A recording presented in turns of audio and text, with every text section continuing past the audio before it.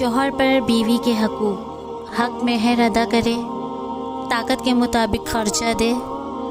मौसम के मुताबिक कपड़े बना दिया करे। तीसरे दिन हक ज़ौजियत अदा करे, ज़रूरियात ज़िंदगी का सामान मुहैया करे, बीवी को गालियाँ ना दे, औरत को अलहदा मकान रहने के लिए दे, अगर हो सके तो औरत के लिए खादमा का बंदोबस्त करे, बीवी पर खर्च करके एहसान ना जताए, सफ़र से बीवी के लिए तोहफा लाए,